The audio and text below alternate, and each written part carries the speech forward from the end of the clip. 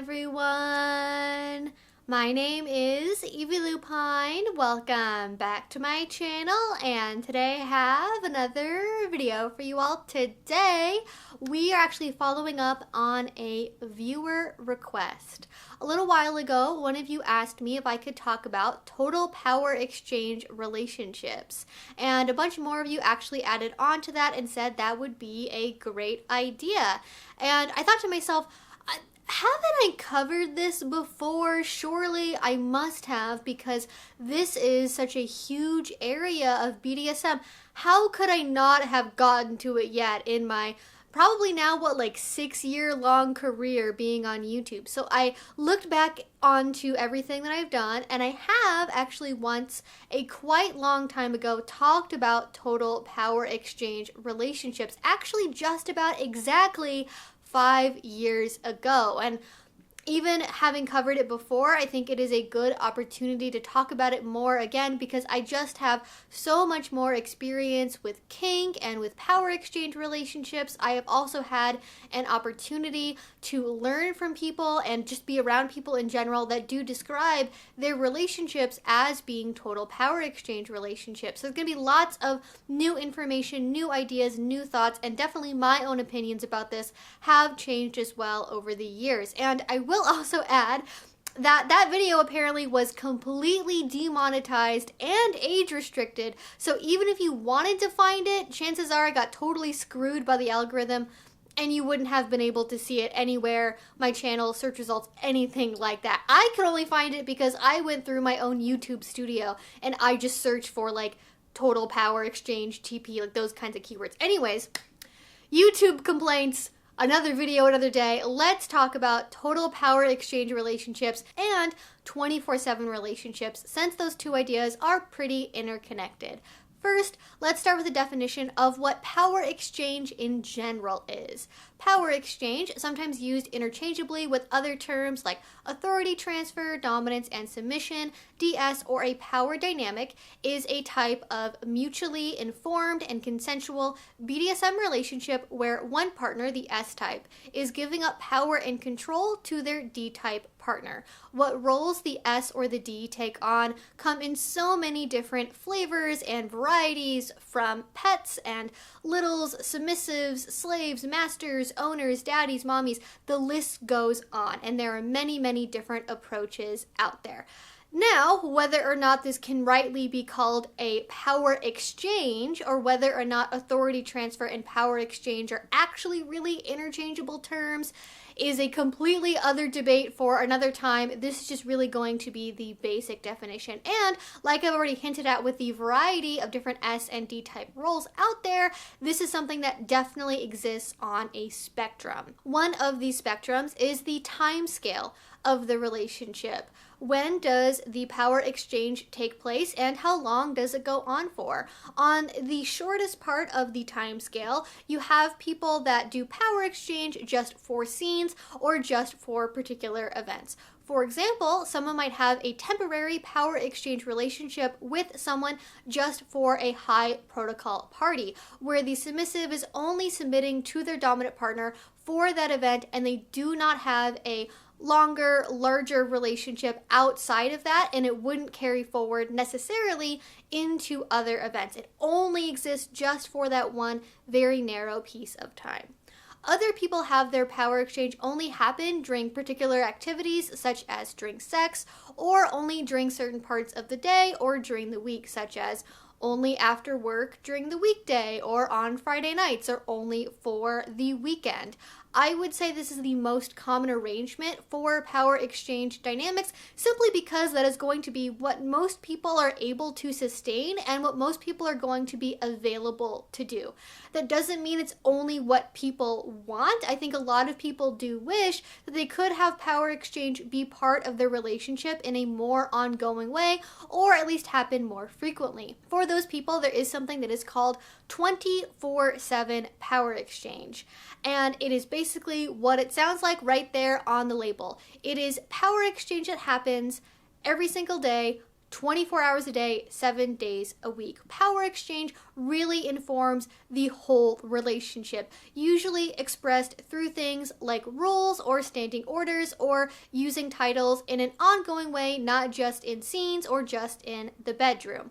Now, I do want to point out this doesn't mean you are doing scenes all of the time. Certainly the fantasy can look like wanting to wear nothing but a maid outfit all day or only nipple clamps and a blindfold, but obviously that is not going to be conducive to most people's daily lives. So while it's not always about doing the maximum amount of BDSM at all times possible, there is an element to that power exchange that flavors your daily interactions, and it is a core part of the relationship.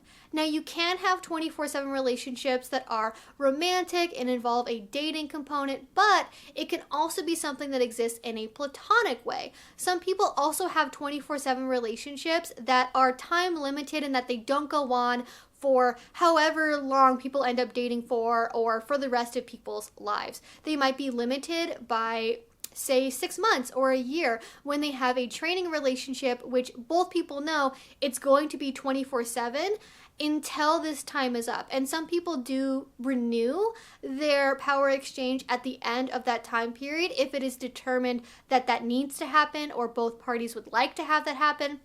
But it is time limited in some sense, and 24/7 doesn't necessarily always mean that there is a romantic or a living together or a sexual component even to it. And I want to make sure to bring that up because I do think a lot of people have the misconception, especially with male dom, female submissive dynamics, that it's basically a vanilla dating relationship with BDSM added on.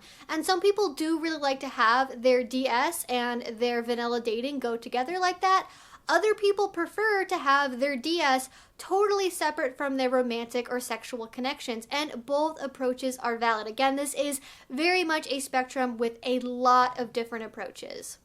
One of the other spectrums that exists for power exchange is what the dominant takes authority over, what they are allowed to control in a submissive's life or about the submissive as a person, such as with their physical presentation. If you've done any exploring into the concepts behind BDSM, chances are you've come across things like limits and boundaries, which are things that either the person will not do or will not accept in their relationships.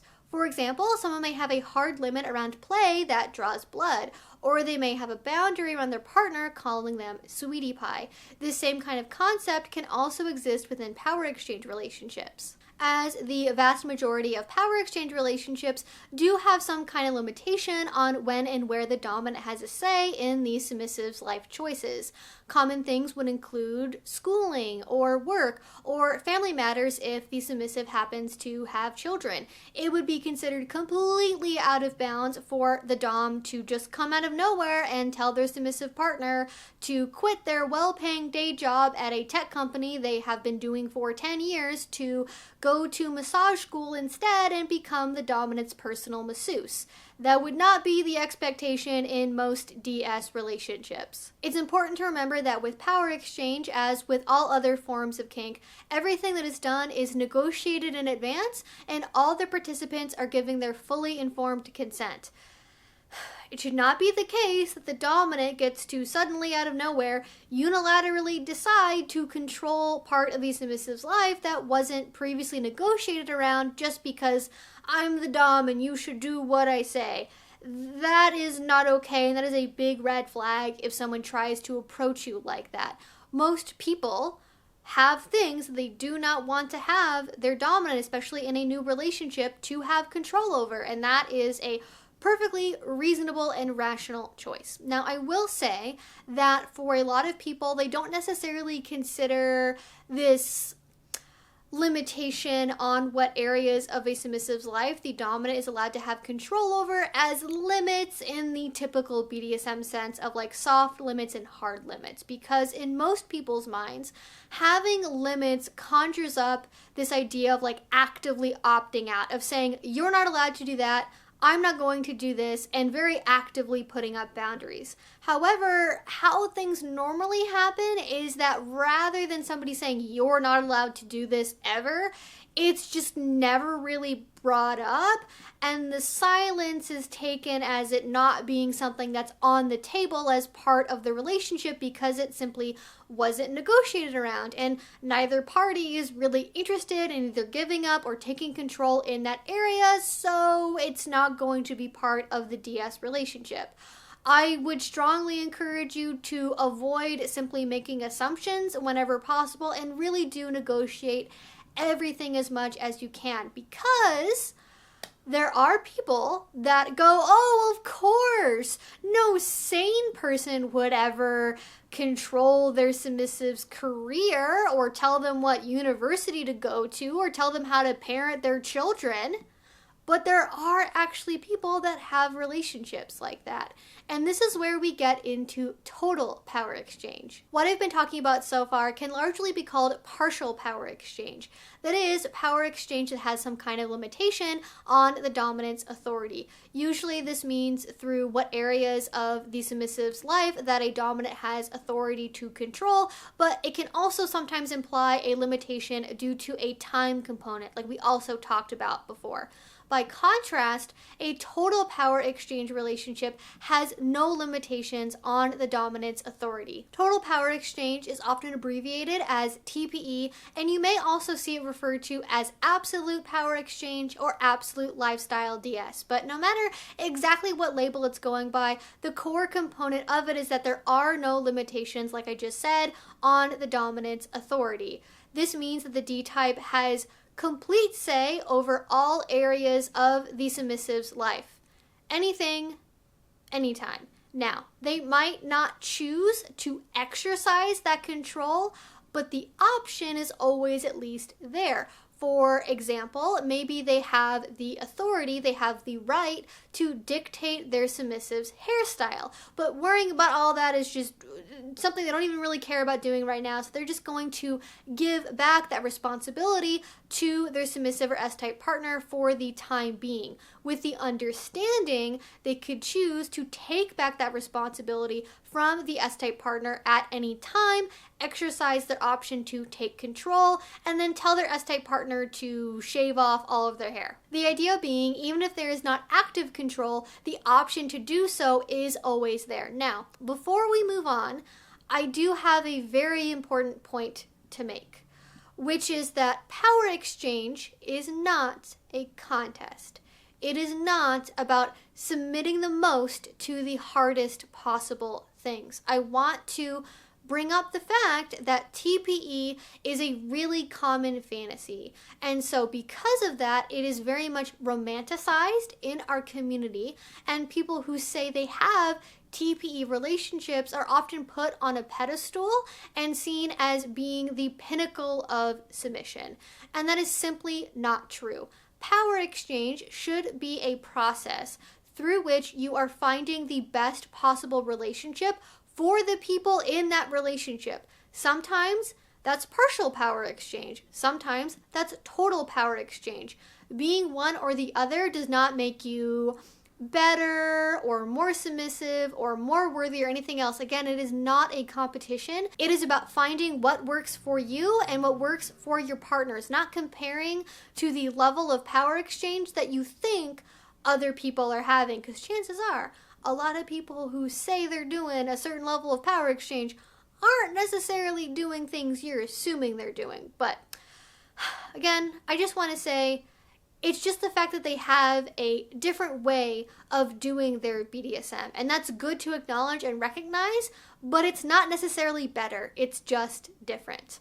Now, with that being said, a history lesson, because I was completely unexpectedly able to find the exact origin and original definition of the term total power exchange.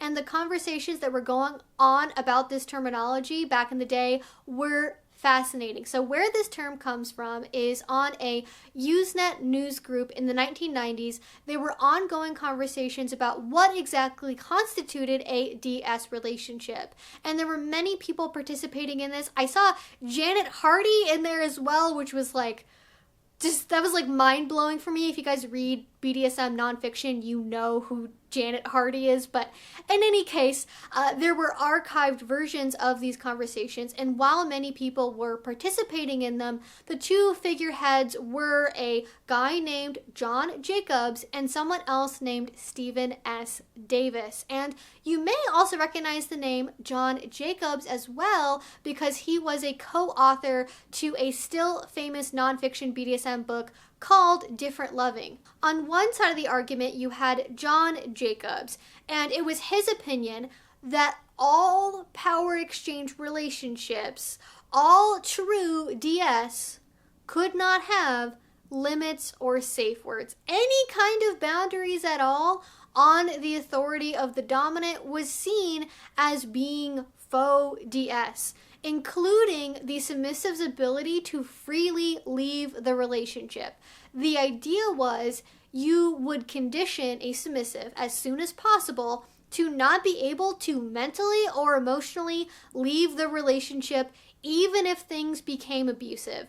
They encouraged the idea of like, oh, well, when things go really wrong, you just have like a third party intervention, because if they're a good submissive or slave, they're not going to have the power or will to be able to escape. And we're going to talk about why I have issues with that a little bit later on, but that was the general premise. And so basically, John Jacobs was the god emperor of the one true way of DS relationships, and anyone that had any kind of limitations on any form of DS was seen as a fake or someone just doing cyber roleplay that couldn't handle doing real DS in the real world. Oh, I am glad I didn't have access to the internet in 1997. Needless to say, this take was pretty controversial. And to counter this, along came Stephen S. Davis, who in 1997 clearly outlined his position on the differences between total power exchange, or TPE, and all other forms of DS. Quote, a TPE, total power exchange relationship, sometimes described as an absolute lifestyle DS relationship, that such relationships can actually be neither total or absolute is agreed. These are ideal states to be worked towards, but which will not be achieved, which is why TPE may be better seen as a process or goal rather than as a state. Is a relationship in which no impediment to the exercise of the owner's power is accepted. Some may, of course, exist, and what prudent owners do is to avoid direct collisions with these impediments, while working to overcome those that can be overcome. But the owner might push a slave up against what the slave thinks are hard limits, but which C can in fact overcome. Such things as safe words, contracts, negotiated limits, and anything else which recognizes, acknowledges, formalizes limits on the owner's power are inimical to TPE. Based on this definition, it might be easy to get the impression that this state of absolute control means that the submissive or slave can never disagree, which Stephen later clarifies. Never was it said that TPE meant never disagreeing, never arguing, never being angry or resentful, or never thinking that the owner was wrong. That's one of these differences between the, quote, brainwashing that some people would liken to TPE and TPE. Being committed and conditioned to obedience doesn't mean that one can't disagree or feel anger or resentment or, within certain bounds, argue. Keeping the will and desire of one's owner in one's mind at all times, while it would, in most cases, tend to incline one to agreement with one's owner, does not mean that one will at all times and in all things agree with one's owner. Now, I find it quite interesting that on the one hand, he notes a sensible owner will not push a slave towards hard limits, but then also says that acknowledging limits is antithetical to TPE. Giving a charitable reading, though, and based on what other people have said in the decades since this original definition, I think what they're going for here is the idea that limits are allowed to be known, but they are not active boundaries that the submissive or slave is enforcing on the relationship. And this is a very clear example of, I think, why, though people like John Jacobs would prefer people move to TPE in any DS relationship as soon as possible, it's actually pretty dangerous to try to leap into TPE. People need to have previous experience between each other as partners, with BDSM, with power exchange in general, because of things like this. Because frankly, it can just take years and years of building up trust and getting to know each other to the point where you would genuinely feel comfortable giving up potentially everything. Your say over what you wear, how your hair is styled, what school you go to, what you do for work, how and when and how often you have sex, who you have sex with, body modifications, scars, piercings, surgeries. Literally everything and anything you could think of could be given up to this person, and they might end up making decisions you don't really like. And so that's why it's so important to have that deep basis of trust, because hopefully over time it gets to the point where the would-be master really knows their partner's limits and boundaries. They know their likes and dislikes, and that informs their decisions. They act in a responsible way towards their partner and don't just push things for the sake of pushing them, but for personal growth. There would be the trust that that power and knowledge wouldn't be misused. But even with that, this area of play is still very risky, and the people involved must be adequately informed of those risks, because even with the very best possible circumstances, this can go badly. It can cause lasting emotional damage at the very least. I'd also like to speak to the point of a slave in a TPE relationship never being allowed to leave on their own. Now, personally, I am someone that really values consent. I think consent and the ability to revoke consent has to underpin everything that we do, even at the very most extreme level. I'm not saying it would be the same as most BDSM scenes or relationships where things like, 3 tiers of safe words are common, maybe even the standard for a lot of people. I do think there should be some absolute emergency, break glass, red alert only type scenario where there is some kind of ability to opt out and leave the relationship without fear of reprisal through kidnapping or severe bodily harm. And I say that because there were a number of people on the John Jacobs side of the argument that seemed to think they had the right as masters to even violently bring back a rogue slave that had escaped. And the people who disagreed with that did not do so on moral grounds, but simply that it would be pointless to bring back a slave that didn't want to be completely obedient. Along those lines, Milena Williams-Haas, who is a very well-known international speaker on the subject of BDSM and also in a long-term MS relationship herself, has the concept of the prime directive. And the prime directive is that the property must protect the property first, including even from the master. This might mean it could be up to the property to decide to leave if things get unchangeably bad. And sometimes they do. Shit goes wrong in relationships that seem perfect and rosy on the outside all of the fucking time. It is a dark part of BDSM that we don't like to discuss. But even though we don't like to discuss it, doesn't mean it's not there. Things can go wrong. People can start out being really amazing and then become abusive slowly over time. And I find it very difficult to endorse the idea that we should encourage a slave or an S-type of some kind to just sit there and take it when their TPE master slowly develops a gambling problem or a horrific drug addiction, refuses all help, pushes everyone else away, and then uses the submissives or slaves' life savings to pay for their habits. For what? The sake of being called a good and true slave by the internet?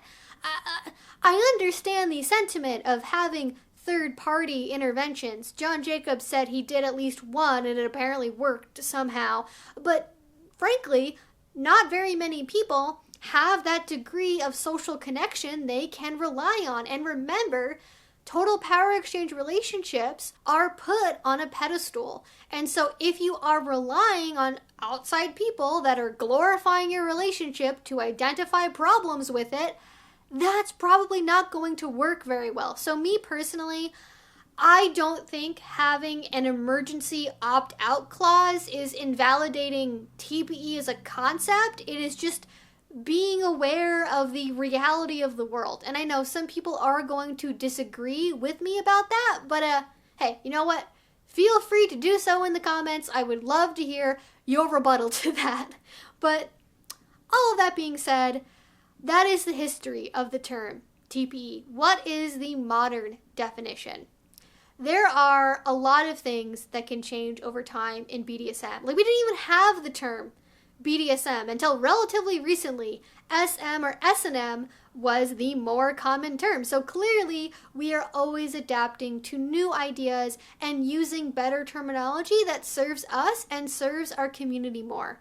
And I know there are going to be people that are forever and always just completely averse to any kind of change, whether that be introducing new terms, modifying old ones. And listen, I get it. I've had my fair share of old lady moments going, oh, those kids and their dang new TikTok words.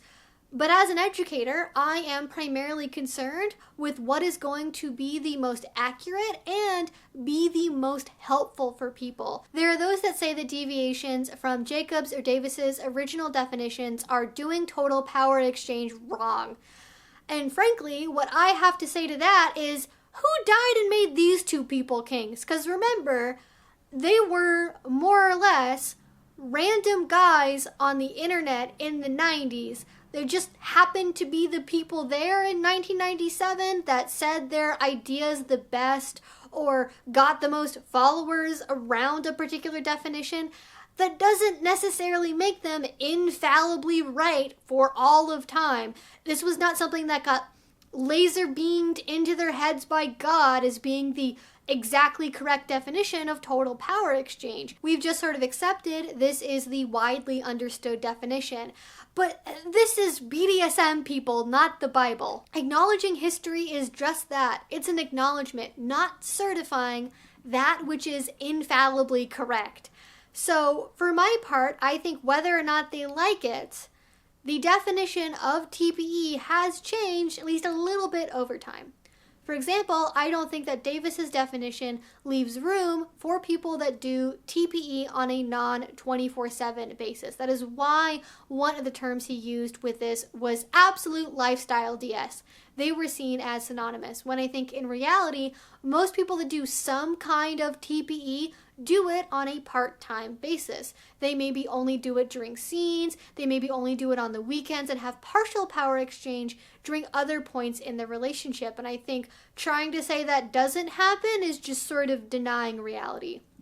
Also, a lot of people have contracts. People love contracts, and Davis thought contracts were antithetical to the very idea of the dominance authority and total power exchange. I don't think you're going to get people to stop writing contracts because some people are just horny for paperwork, okay?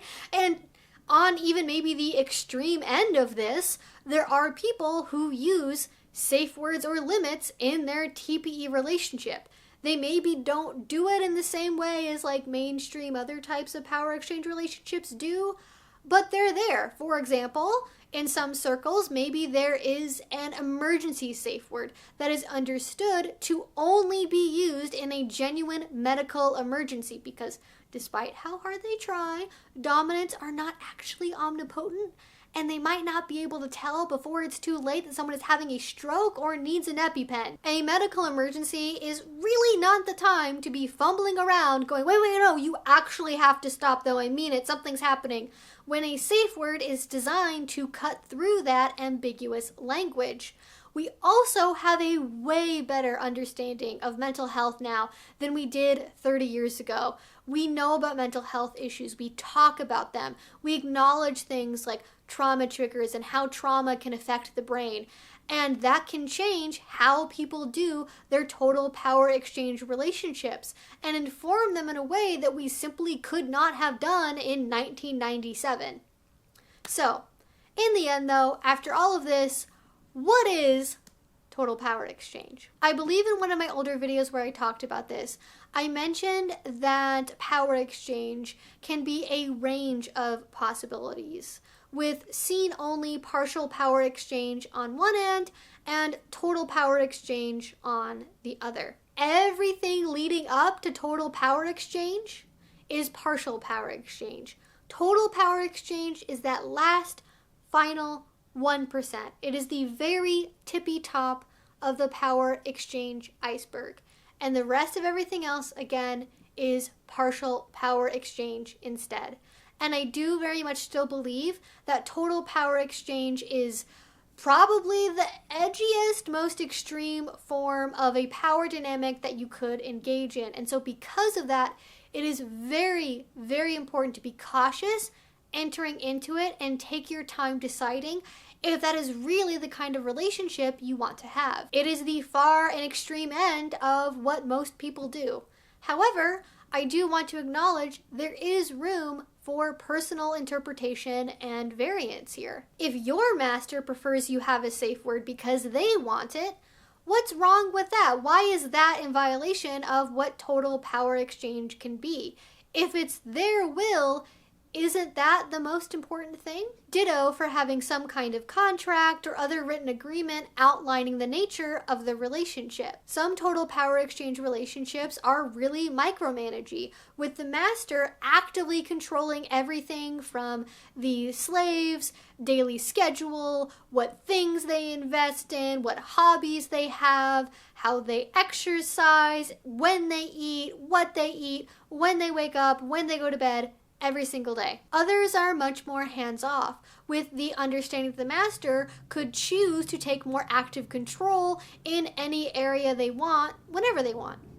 And so that's basically how I see total power exchange relationships. I did not expect this to be nearly as long as it has ended up being, but once I found out that there was an entire archive of like part of the Usenet news group that was discussing all these original conversations around total power exchange, oh man, it was such a rabbit hole. So I hope that you all enjoyed this. I hope this helped answer your questions about what total power exchange is. And I would love to know what you all think about this in a comment down below. Does this match with your definition of total power exchange? Are you in a total power exchange relationship? Anything along those lines, any questions you might have, again, feel free to put those down below. Now, if you did enjoy this and you want to make sure to not miss out on any videos from me, you can go ahead and subscribe because I make videos twice a week about all sorts of BDSM and kink related topics. And finally, if you really enjoyed this, if you want to support what I do, the best way you can do that is with Patreon. A link to that will be down below. If you do already support me there, thank you so much. It means the absolute world to me. And until I see you all next time, I hope you have a great rest of your day and a great rest of your week. Bye-bye.